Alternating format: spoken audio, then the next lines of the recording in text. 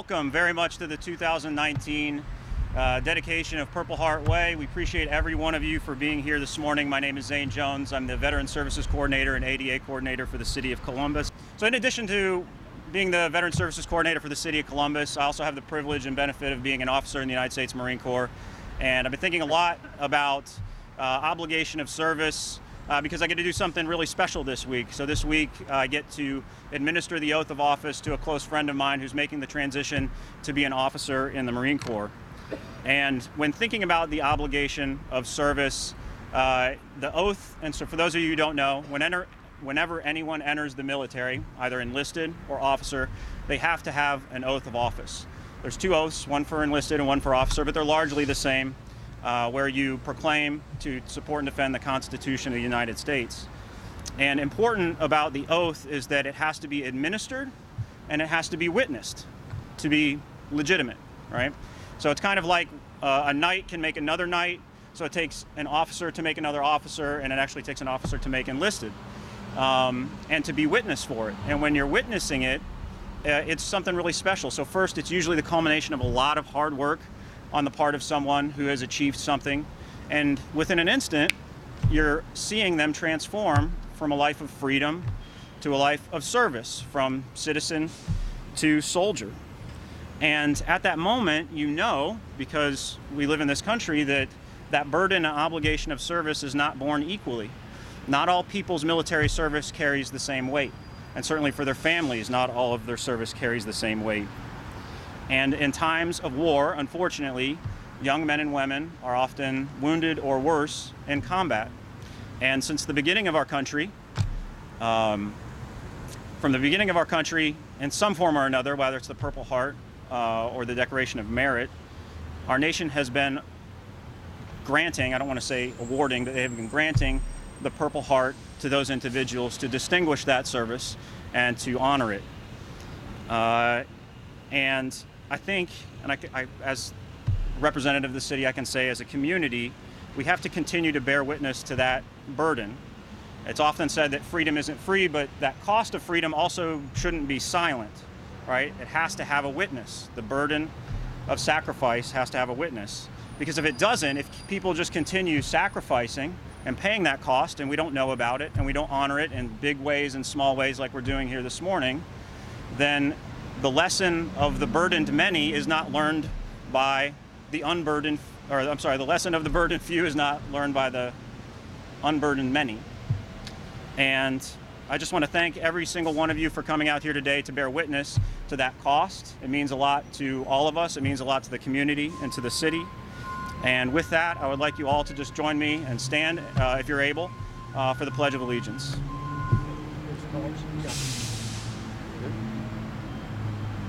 I pledge allegiance to the flag of the United States of America and to the republic for which it stands, one nation, under God, indivisible, with liberty and justice for all. So, with that, I would like to bring up Carl, who will offer us an invocation. Thank you.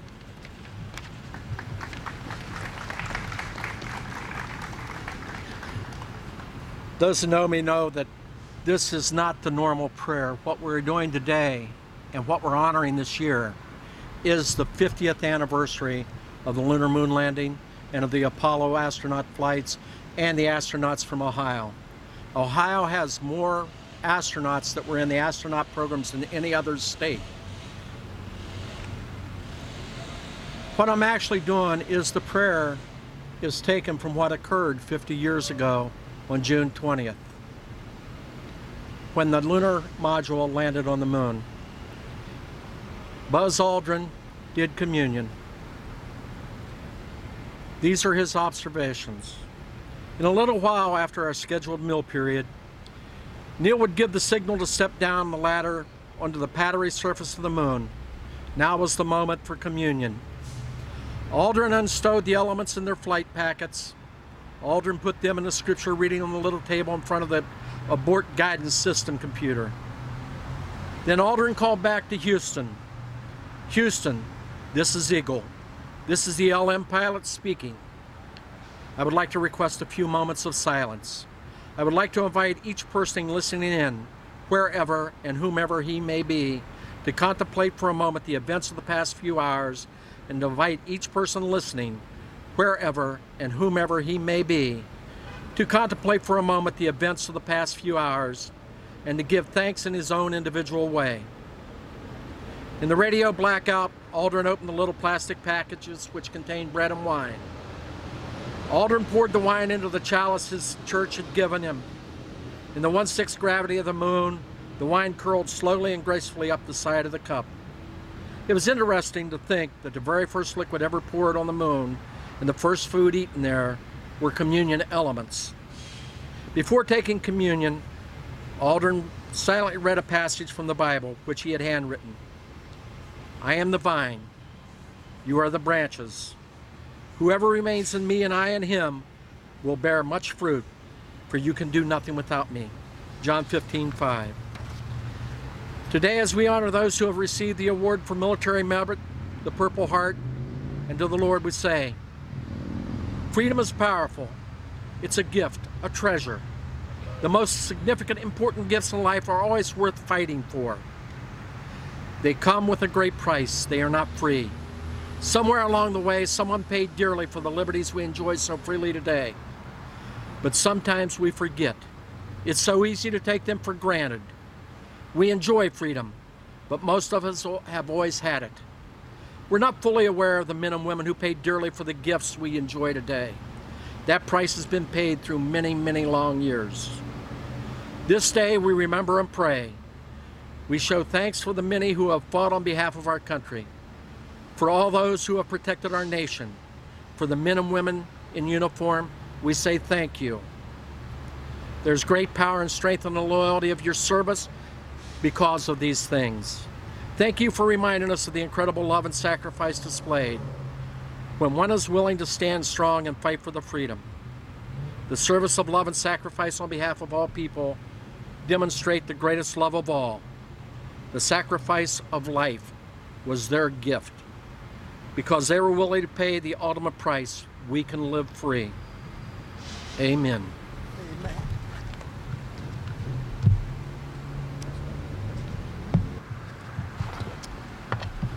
All right. Whereas on August 7th, 1782, General George Washington established the honorary badge of distinction, badge of military merit, which would later be referred to as the Purple Heart.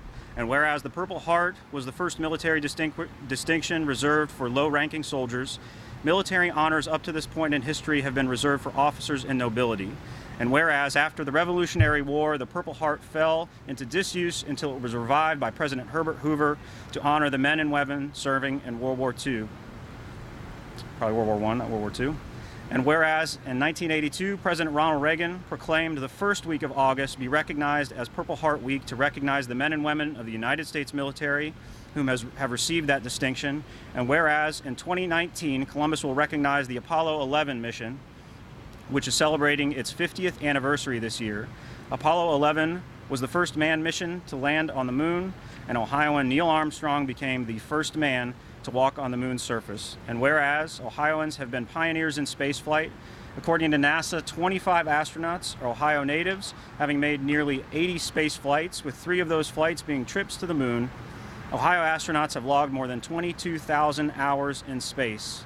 Now, therefore, be it resolved by the Council of the City of Columbus that this council does hereby declare August 7th, 2019 as Purple Heart Day in the City of Columbus, and expresses its gratitude to the men and women of the United States military who have sacrificed to uphold the values and integrity of the United States of America. Thank you. So this time I'd like to welcome Commander Keller.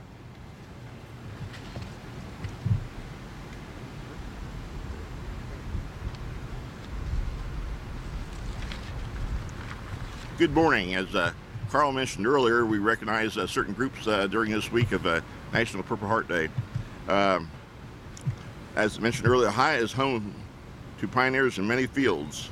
One of the areas of which Ohioans have blazed new trails is spaceflight. According to NASA, 25 astronauts are Ohio natives, having made more than 80 space flights to the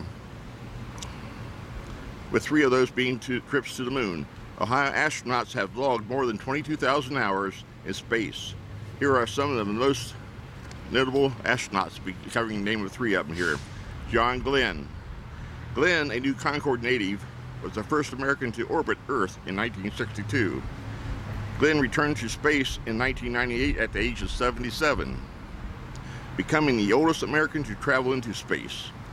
Before joining NASA, Glenn was a distinguished fighter pilot in World War II, China, and Korea. He shot down 3 MiG-15s and was awarded 6 distinguished flying crosses and 18 air medals.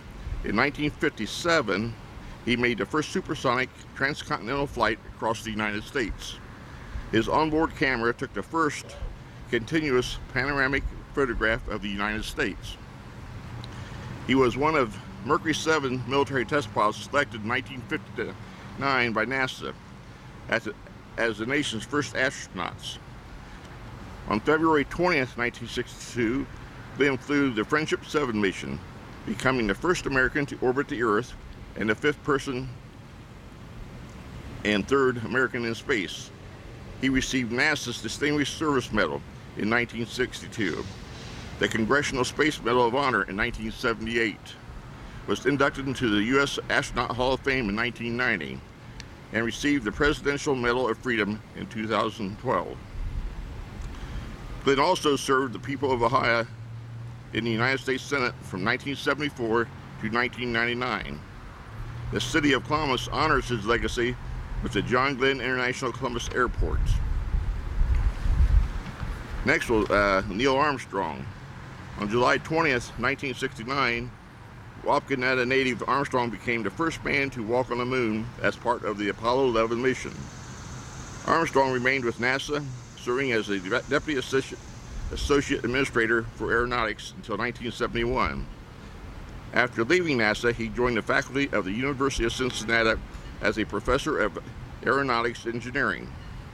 Armstrong remained at the university for 8 years.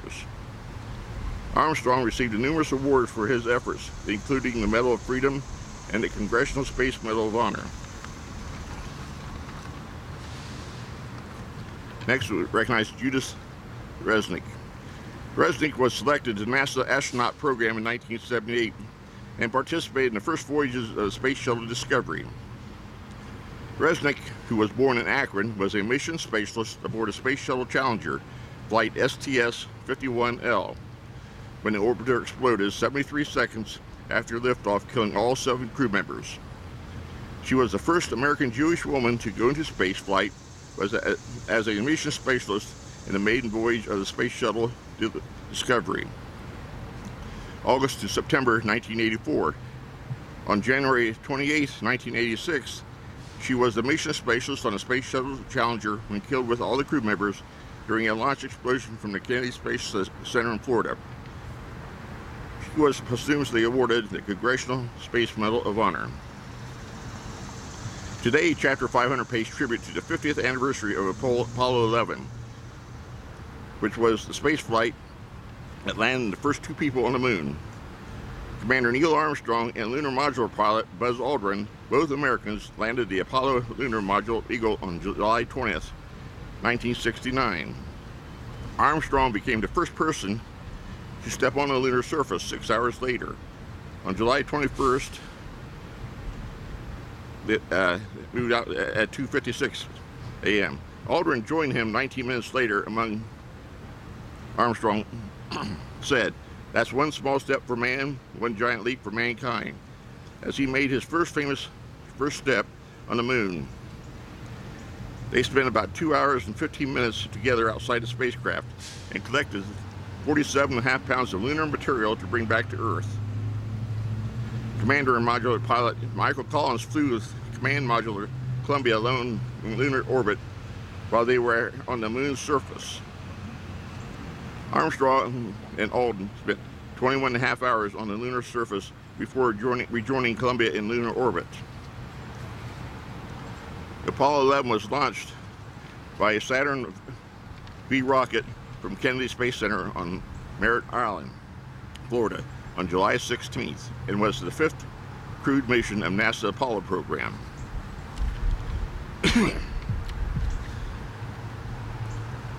The members of Chapter 500 of the Military Order of the Purple Heart encourage residents and visitors to Columbus to make a priority to see the new Purple Heart Memorial at the National Veterans Memorial and Museum at 300 West Broad Street on the Scioto Mile and National Road. It was dedicated on Thursday, May 9th, 2019 at Chapter 500 of the Military Order of the Purple Heart. Originally created by George Washington in 1782 as a badge of merit and to be awarded for heroism. The Purple Heart is the only award that attests without question that a bearer has to be in combat. What most Americans do not realize is that the Purple Heart is a unique military award. It is the oldest United States military decoration. It cannot be recommended, it has to be earned.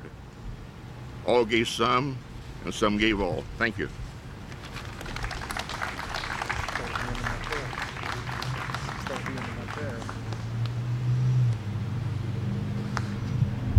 All right, so at this time I would like to welcome to the podium your state senator, Herschel Craig. Sure. Appreciate it, Jeff. If you would honor me today, would you honor our director right now with applause today, and vigorous applause? And all the military men and women, would you honor them with a rousing of, would they stand today? I want you to stand. I want you to stand so we can all see them as you honor them today for their service. Thank you. Often words are, and particularly today, are inadequate to really express my appreciation for having the honor of serving in the military. And for many of us, today is more than just hyperbole, just having words to express, and they are words, Director, to make certain that we're continuing to honor, visibly honor, the service of our men and women. The Purple Heart is of particular value, and for those that have sacrificed much. It's already been said, that's not given to you. You have to earn that. And those men and women truly have earned their service. And I want you to know from me how much we appreciate, this nation appreciates you. I appreciate you for all of your service and what you mean so much to us, this city, this state, and our nation. I certainly want to, in his absence, thank Mayor Andrew J. Ginther for allowing us to be here on this auspicious occasion on this site. We certainly honor and thank him for, and his representative for being here today. Dr. Martin Luther King Jr. said this: we're all caught in an inescapable network of mutuality, a single garment of destiny. What affects one affects all. What affects one directly affects all indirectly. And that's really what this day is about, is really taking the time. I know that we're honoring, and as it should be, Apollo the 11th or 50th anniversary for those going out into space, but certainly for those men and women that have received the Purple Heart. I was honored several years ago to have been selected to be brought into the fold as an honorary member, and that was one of the proudest days of my life. And so today it's to honor you. God bless you. God bless our city. God bless our nation. God bless you, and have a wonderful day today. All right, thank you very much. So one thing remains, we have to dedicate this sign.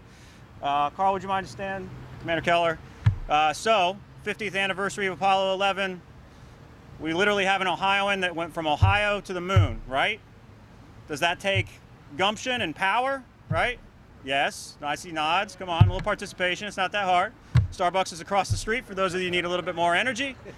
All right, so with that power, I would ask that you all rise, if you're able, face the sign, and by the power vested in us as citizens of the great state of Ohio and members of the Columbus community with a humble and gracious heart, we hereby declare this street Purple Heart Way and encourage all citizens to pay honor and respect. Thank you. Order. Present. Halt. Order. Halt. All right, please be seated for the closing prayer. As you've already noticed, I don't do normal prayers. This morning, I was bringing out the prayers to come down and do the benediction. I heard a song on the TV. That's going to be the closing prayer. To the ones who didn't make it home, by Justin Moore. Tour was up, middle of June. She was planning a welcome home barbecue. Green bean casserole, Grandma's recipe. There was a knock on the door around 2. 2 uniforms and her heart stopped. Yellow ribbon round an old oak tree, blowing in the breeze. Here's to the ones that didn't make it back home. The ones we ain't seen in so long. Hold up a beer for those ones. The wish they were here, those ones. They're not forgotten but gone. But they're in a better place up there. But they sure left a hole down here. We just go on living and go on missing the ones.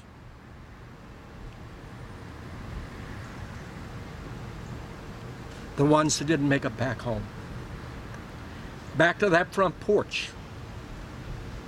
Back through that front door. To the life they were fighting for.